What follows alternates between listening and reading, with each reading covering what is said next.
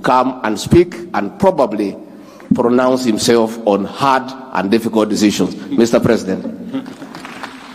Thank you, my friend. Asante sana Rigiji, tafadhali tuketi.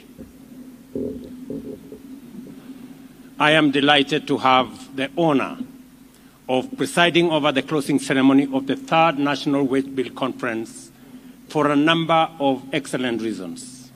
The first, of course, is that it is absolutely necessary for government to stay abreast of the public sector wage bill as a component of our recurrent expenditure in the context of our broader fiscal agenda.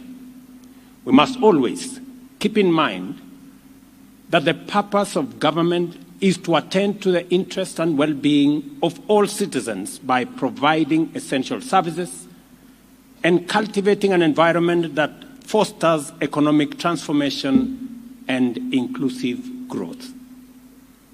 At the same time, we must always remember that economic governance and management are underpinned and necessitated by the inescapable condition that resources are always limited. Our development needs many, and our strategies robust and ambitious. Our commitments will always be defined by the direction of our resource expenditures. And the question always is, are we throwing public resources into a bottomless pit, or are we making sound investments that will anchor growth and create opportunities for many, if not all? This reality is the fundamental question which follows us whenever we concern ourselves with any aspects of public finance management, and which is always answered one way or another by our budgets, whether it is at the national or at the county level.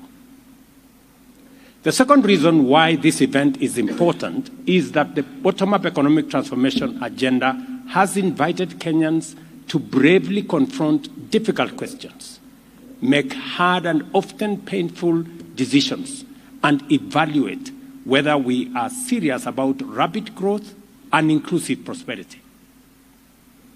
The bottom-up economic transformation agenda examined the levels of poverty in our country, the number of people without employment, persistent food and nutrition insecurity, as well as severe vulnerability to climate shifts.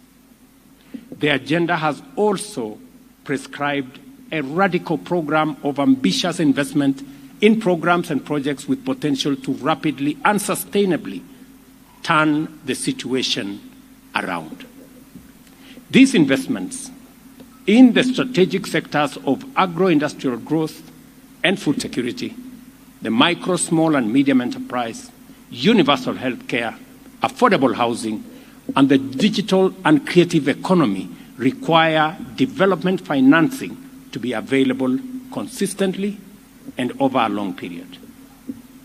In turn, this imperative has brought home the implications of a national fiscal culture where recurrent expenditure has grown excessively, devouring development expenditure and depriving the country of opportunities to achieve real growth.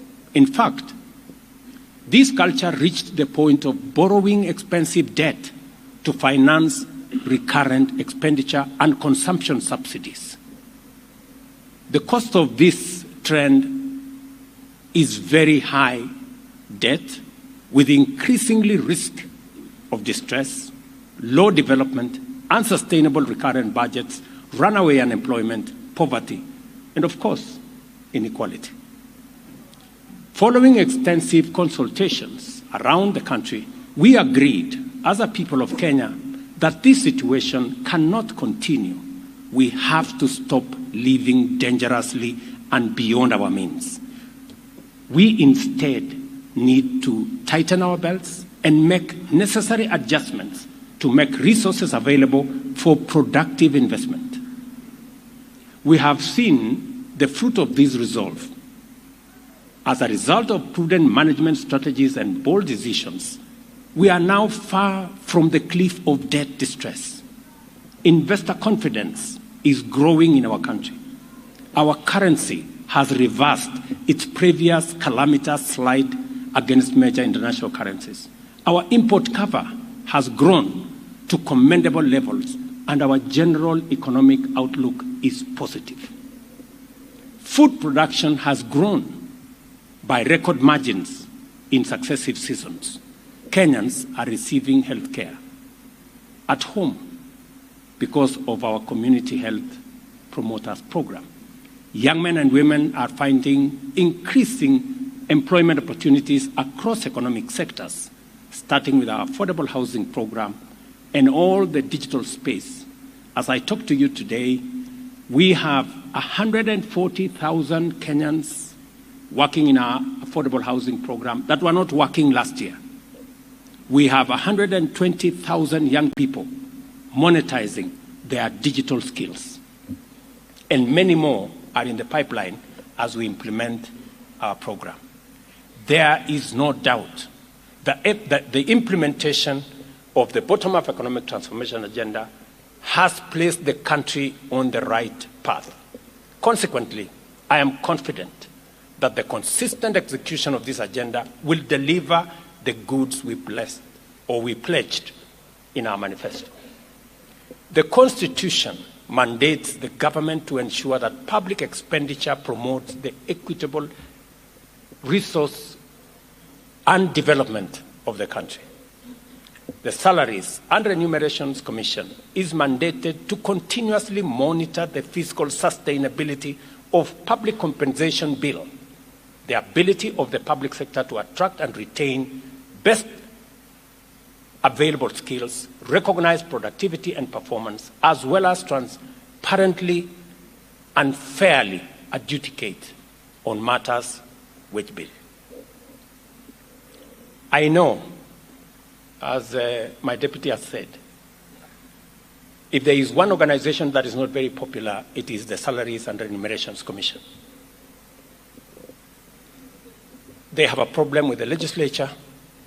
They have a problem with the executive. They even have a problem with the judiciary because everybody expects more pay. I want to encourage our legislature. I know they have tried in the past to limit the budget of the SRC as a punishment. I want to encourage them to be more patriotic. If there is one organization that needs support to enable us make the right decisions, not for themselves, but for the country, it is the Salaries and Remunerations Commission. I want to commit that the government of Kenya will continuously make it possible for SRC to attend to their mandate and to guide the country and to guide entities on matters, salaries, and wages so that continuously we can live within our means. The succinct theme of this conference says it all. There is work to be done in ensuring that the public wage bill meets the constitutional threshold. In recognition of this challenge, both levels of government resolved to work in partnership under the aegis of the Intergovernmental Relations Technical Committee in conjunction with SRC and the Council of Governors to set up this conference. As a national government, we have taken the lead with a commitment to reduce our wage bill to 35% of revenue by 2027. I know we've all agreed here on 2028, but I want to encourage us to review that date because it's doable to 2027. As a matter of fact, this very conference was a product of these discussions because we recognize the urgent need for a platform where stakeholders engage on strategies and action plans aimed at achieving this 35% target. Although there is no doubt that government will need to increase employment in critical sectors to enhance service delivery, whether it is in security or in health or in education, The key implications of our deliberation is the need for actions to eliminate duplication of functions and overlaps in roles among ministries, departments, agencies, the national or the county government, and even commissions and independent offices. Even though our public sector wage bill is unsustainable, as it stands at 1.1 trillion, it represents only 62% of authorized establishment in the national government, and 100% recruitment would drive the wage bill to 1.8 trillion. The composition of the establishment itself is problematic in that it is seriously skewed towards hiring support staff at the expense of technical and other core function staff. Clearly, 83% of state departments have violated the recommended ratio of technical staff to support services. We must change course radically. Therefore, we shall review authorized establishments to design fit-for-purpose organizational structures for ministries, departments, agencies with optimal staffing levels and achieve fiscal sustainability at the same time. I have issued instructions to the State Department responsible for personnel issues to make sure that that exercise is carried out and concluded before the end of this year. Our agenda is to work with determination to build on 2 decades of implementation of results-based management with its various tools, including rapid result initiatives, performance contracting, and citizen services delivery frameworks, and deliver an effective, efficient, and transparent public service as a first step to turning Kenya into the hub of public and private sector productivity. A public sector characterized by high efficiency, integrity, accountability, and productivity is vital for the realization of our development aspirations and therefore indispensable for the bottom-up economic transformation agenda. It is also essential for our intentions to make Kenya Africa's productivity champion and the host of the African Productivity Center, which we already have been assigned. To get there, ministries, departments, agencies have to be much more serious about compliance with fundamental integrity, efficiency, and productivity standards. The level of non-compliance with vital constitutional mandates uncovered by the Auditor General and the Public Service Commission in their annual audits is unacceptable and amounts to impunity that can no longer be part of our public service.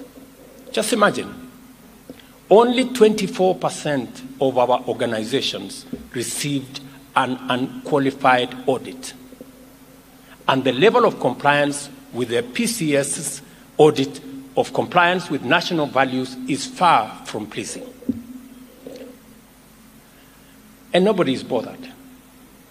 We're continuing as if it is business as usual. I mean, leaders, heads of ministries, departments, agencies that have qualified accounts one way or another don't even bother to ask themselves, what are we doing about it? We cannot deliver for Kenyans when we are burdened with impunity, and we must work round the clock to make sure that we walk away from the current status. Let me again repeat, we cannot deliver for the people of Kenya when we are burdened with impunity and wounded by non-compliance. I want to see reports outlining corrective actions in respect of both audits within the next 21 days. And I expect radical improvements in future audits. It cannot be business as usual. If your accounts are qualified. I mean, you cannot just expect that, okay, it is qualified, so, I mean, you must do something about it. And so I'm expecting a record in the next 21 days of, so what? What are you doing about it? It is true that as a public sector, we have an obligation to secure the best skills in the market to serve its citizens. To do this, the terms of service must be attractive and reasonable enough if they cannot outcompete the private sector. Over time, we have made progress in raising the condition of service for all levels of public sector employees. And this fact cannot be denied. In fact, in some instances, the public sector pays better than the private sector. However, this progress was part of a journey which began at the time when public sector compensation was significantly lower than private sector remuneration. The objective was to bring the two categories, public and private, within a reasonable range, not to sustain a practice of perpetual increment.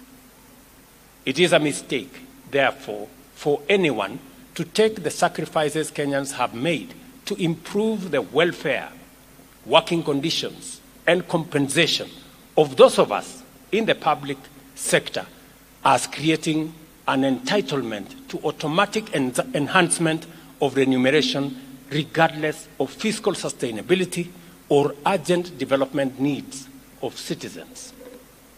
It is a tragedy for highly educated professionals to make unreasonable demands in the face of economic hardships and fiscal constraints and at the expense of legitimate needs of other citizens.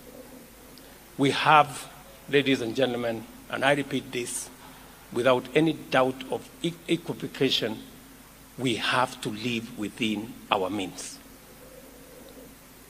It is just as simple as that.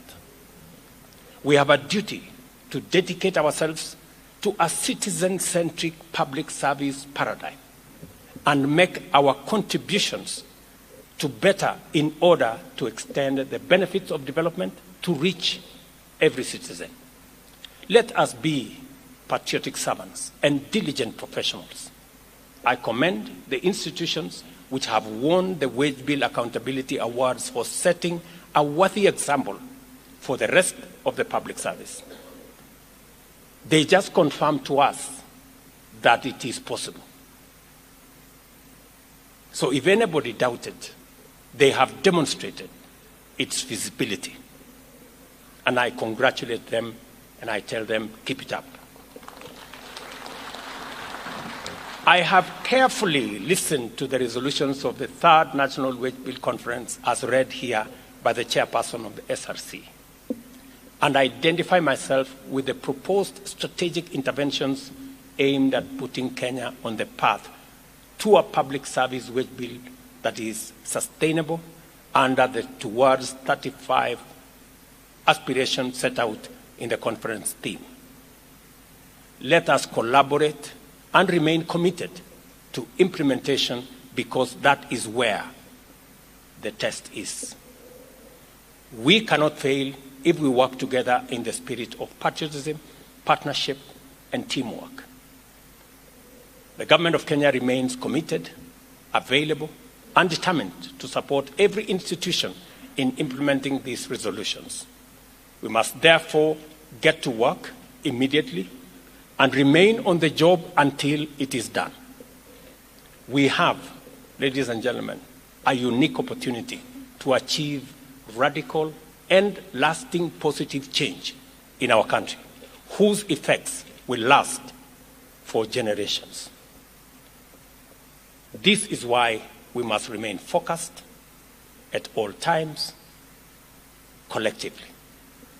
The third annual Wage Bill Conference, which we have privileged to attend at this moment in our history.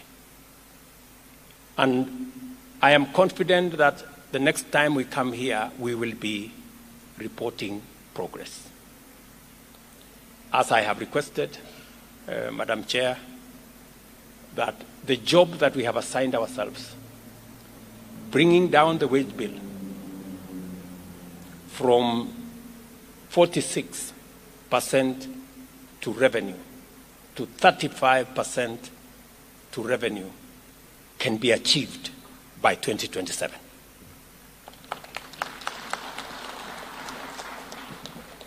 There are agencies, parastatals, institutions that have already achieved this without the target we have set. They confirm to us that with commitment, with determination, with courage, we can achieve this sooner than even 2027. We need to work collaboratively, we need to work together and see to it that every agency pulls their weight. And as I have said, already the 2,100 identified people who have been earning government wages and salaries with fake certificates, so that to Sisumbuane, they should just refund the money we pay them as salaries and wages, so that we stop the games. Otherwise, EACC, DCI must move with full speed to recover public resources that were spent on these people. Let me also announce here that those who have fake certificates working for government at any level, please surrender and walk away, because it will not be business as usual as we go into the future. It is impunity of the highest level for any person to walk into a government office knowing very well that they have a fake certificate and actually get a job. I think it is, we spend 65 billion shillings every year on our education. Surely you should be able to take advantage of the 65 billion shillings we spend and get the 650 billion Kenya shillings every year we spend on education. You should be able to take advantage of the 650 billion we spend on education and get yourself a proper certificate. I don't think that it's too much to ask, so that at least we can hire. Part of the challenges we have in the public service is because the people who are working there don't have the qualifications they claim to have. And that contributes to the problem that we have. But finally, let me congratulate the Salaries and Remuneration Commission, the Council of Governors, and all that have participated in this conference, that we are harmonizing our strategy, we are collaborating, we are working together to make sure that we take our country to the next level. And I am very confident this country is a country of tremendous potential. This country is a great country. This country is a blessed country. We can take Kenya to the next level, working together. And I am very confident that it is doable. The third Wage Bill Conference is now officially closed. Asanteni sana, and God bless you.